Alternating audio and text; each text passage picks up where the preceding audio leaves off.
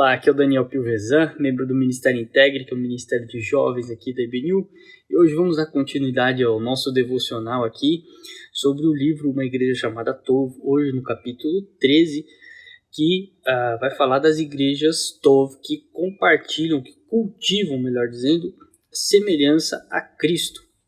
E eu quero te convidar a dar uma olhadinha nos capítulos anteriores para que esse aqui possa fazer sentido total para você. Não deixe de conferir também a nossa playlist aí, que tem outros livros que podem abençoar muito a sua vida. E se inscreva no canal, curta, compartilhe com as pessoas que você conhece. Tenho certeza que será uma grande bênção.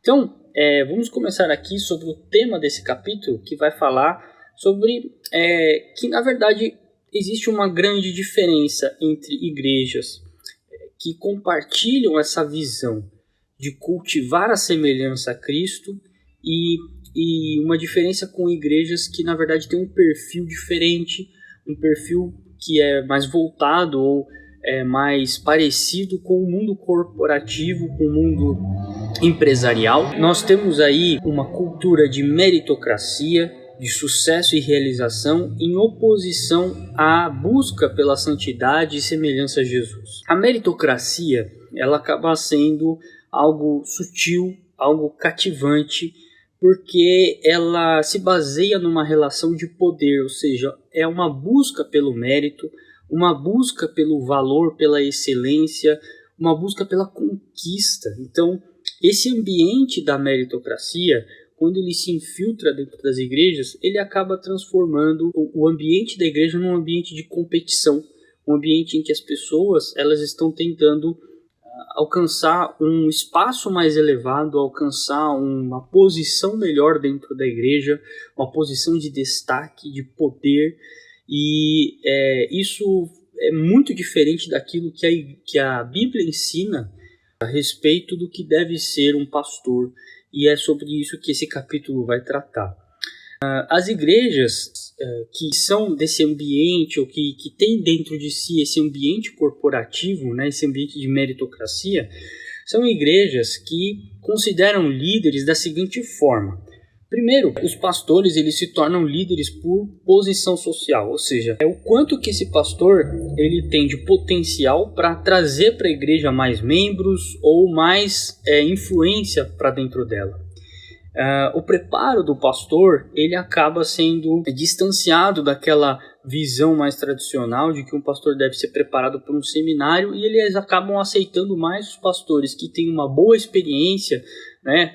Então, aliado a essa questão da posição social, alguém que tem experiência em lidar com lideranças, em lidar com pessoas. Uma igreja desse tipo, ela não se define por um organismo como a própria Escritura vai chamar a igreja de corpo de Cristo, né? Mas é uma igreja que se define mais por uma organização, isto é, uma instituição humana.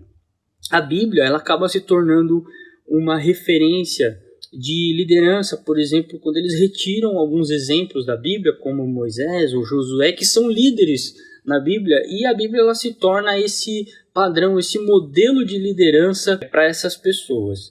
A igreja dessas categorias, né, que pensa dessa forma, é uma igreja que oferece mais um produto. Isso inclui publicidade, inclui pesquisa de mercado, pesquisa de satisfação, tudo para adequar o seu, entre aspas, produto para o seu cliente, para o seu consumidor. Então, ela acaba se tornando, de fato, algo muito parecido com uma empresa que está buscando atingir mais consumidores.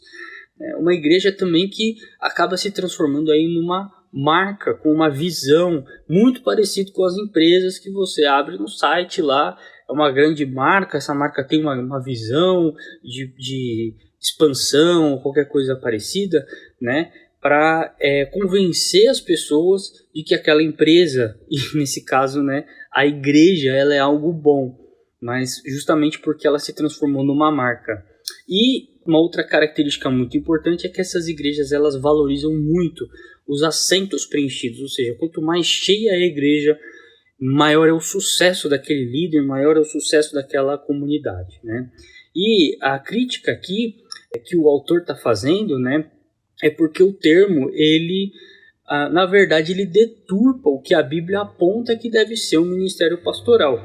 E aí, Os autores vão acabar nos mostrando aqui o que deve ser conhecido por nós, ou entendido por nós, melhor dizendo, como pastor. Como é que nós podemos definir pastor à luz das Escrituras? E aí ele começa definindo o pastor como aquela pessoa que conduz os membros em direção à formação espiritual, ou seja, que olha para Cristo como um modelo para que o pastor trabalhe em conduzir as pessoas a serem mais semelhantes a Jesus. Todo o trabalho do pastor é esse. O pastor ele deve se sentir satisfeito quando ele está conduzindo as pessoas a serem mais parecidas com Jesus.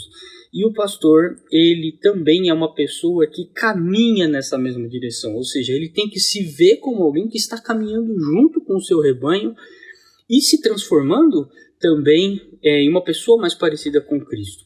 Mas, infelizmente, em muitas igrejas isso não acontece, e os autores vão criticar também uma ideia de que em algumas igrejas acaba se tornando algo central ouvir o pregador. Quer dizer, a pregação nas igrejas muitas vezes se torna o aspecto mais importante. E aí existe toda uma situação de avaliação do pregador, se ele é bom, se ele é ruim.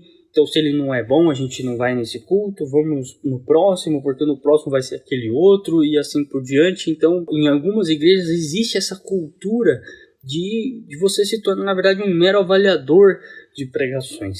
E os autores vão caminhar no capítulo definindo também o que é a igreja à luz das Escrituras. E, em primeiro lugar, a igreja ela não é uma empresa. Ela não oferece um produto, ela não avalia o sucesso com base em parâmetros mensuráveis, como números e assim por diante.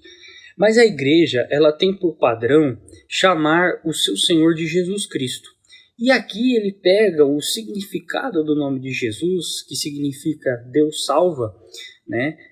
E também a palavra Cristo, que significa ungido de Deus, o Messias, né? Como a referência máxima da igreja sendo justamente aquele que o nosso Deus ungiu para ser seu Messias e que é o seu Filho que nos salva.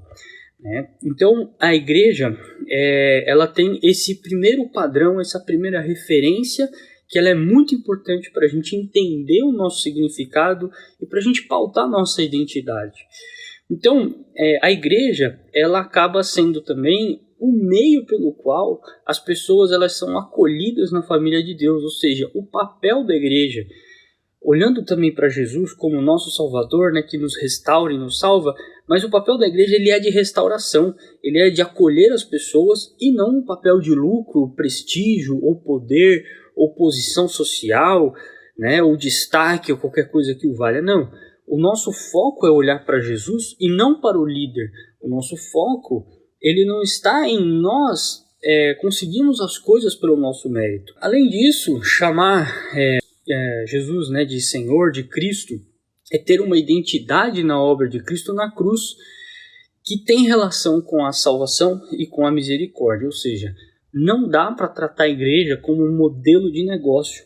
Não cabe aqui, porque o modelo de negócio não combina, não tem como a gente combinar negócio com misericórdia e salvação. São coisas completamente diferentes. E, por último, né, os autores eles vão definir aqui o que é sucesso.